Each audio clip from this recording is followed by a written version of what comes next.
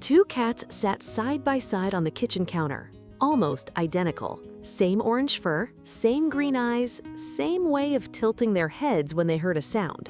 Most people who saw them assumed they had grown up together since birth, but that was not the truth. Until 8 months ago, these two cats had never met. But to understand why, we have to go back to the beginning. It started with one cat. His name was Oliver. He was found behind a grocery store, thin and shaking, hiding between two dumpsters. A woman named Sarah noticed him while taking out the trash. He did not run, he just looked at her. Sarah crouched down slowly and offered her hand. Oliver sniffed it once, then pressed his head into her palm. That single gesture changed everything. Sarah took him home that same night. She gave him a warm towel, a bowl of food, and a quiet corner of the living room. For the first few days, Oliver barely moved. He ate only when no one was watching. He flinched at sudden noises. The vet said he was likely abandoned as a kitten and had been living on the street ever since. He was underweight but otherwise healthy. Slowly, Oliver began to trust the house. He started sleeping on the couch. He started following Sarah from room to room. He even started purring, quietly at first, then louder every day. Sarah thought that was the whole story, a scared cat finding a home. But what happened next would change everything. 3 weeks after Oliver settled in, Sarah's sister Emily called with news. She worked at a small animal shelter 2 towns away. A new cat had just been brought in, an orange tabby, almost the same size and color as Oliver, found wandering alone near a construction site. Emily sent a photo. Sarah stared at it for a long time. The resemblance was striking. Same coloring, same markings around the eyes, same shape of the ears. It felt like looking at a photo of Oliver from a few months ago. Emily mentioned that the shelter staff had nicknamed him Charlie. He was friendly with people but restless. He paced his enclosure at night and barely slept. The staff could not figure out why. Sarah could not stop thinking about it. Little did she know, this was only the beginning. That weekend, Sarah drove to the shelter just to see Charlie in person. The moment she stepped near his enclosure, Charlie stood up and walked straight to the front of the cage. He pressed his face against the bars and meowed over and over. The shelter worker said he had never reacted to a stranger like that before. Sarah asked if she could hold him. The moment Charlie was in her arms, he went completely still. He buried his face into her sweater and stayed there, not moving, not struggling. Sarah noticed something else. Charlie smelled like Oliver. Or maybe Oliver smelled like Charlie. She couldn't explain it, but something about the two cats felt connected, like they were pieces of the same puzzle. She asked Emily about Charlie's history. According to the shelter records, Charlie had been found in the same general area where Oliver had once lived, just a few months earlier. It was a small detail, but it was enough.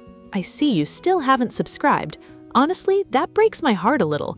If stories like this matter to you, hit that subscribe button right now. It helps more than you know. Sarah decided to bring Charlie home for a trial visit. She wasn't sure what to expect. Some cats fight when they meet a stranger in their territory. Some hide for days. She prepared a separate room just in case. She placed Charlie's carrier in the living room and opened the door slowly. Charlie stepped out, cautious, sniffing the air. Oliver was sitting on the windowsill across the room. He turned his head and saw Charlie. For a moment, neither cat moved. And then, at exactly 6:15 in the evening, everything changed. Oliver jumped down from the windowsill and walked straight towards Charlie. No hissing, no growling. No defensive posture at all. He walked up to Charlie and touched his nose to Charlie's nose. Then he started grooming him, right there in the middle of the living room floor. Charlie froze for a second, then leaned into it, eyes half closed. Sarah stood completely still, afraid to breathe, afraid to break whatever was happening. The two cats stayed like that for almost 10 minutes. Oliver grooming Charlie's head, ears, and neck. Charlie letting him, completely relaxed, completely trusting. It was not the behavior of two strangers. It was the behavior of family. Sarah called Emily immediately, her voice shaking. "You need to see this," she said. Emily drove over that same night. When she walked in, she found both cats curled up together on the couch, sharing the same blanket, paws overlapping. Emily looked through the shelter's old intake records again, more carefully this time. There was a note from over a year ago about a litter of kittens found near an abandoned lot. 2 kittens had been taken in, one was adopted quickly, the other escaped from a temporary foster home before it could be placed. The dates lined up, the location lined up. What they found in those old records would change how they saw this entire story. It seemed almost certain. Oliver and Charlie were brothers from the same litter, separated as kittens, surviving on their own in the same area for months without ever knowing the other was so close.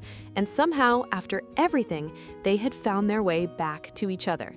Sarah did not hesitate. She adopted Charlie that same week. The trial period lasted exactly 1 day. From that moment on, they were never apart. The 2 cats quickly became inseparable.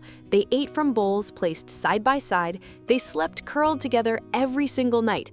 If Sarah picked up Oliver, Charlie would meow until she picked him up too. Charlie, who paced restlessly every night at the shelter, started sleeping soundly for the first time. Oliver, who used to flinch at sudden movements, became noticeably calmer once Charlie arrived.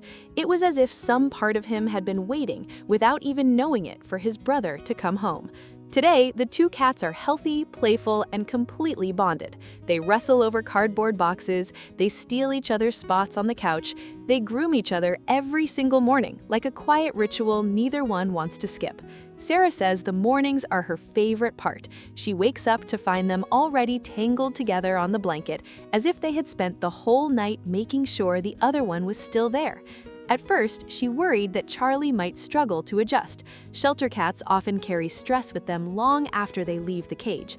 But within a week, Charlie was eating normally, playing with toys, and chasing Oliver down the hallway like he had lived there his whole life. Their personalities turned out to be almost mirror images of each other. Both cats prefer the same sunny spot by the window in the afternoon. Both cats wait by the door at the same time every evening, as if they share some invisible internal clock. Neighbors who visit often cannot tell them apart.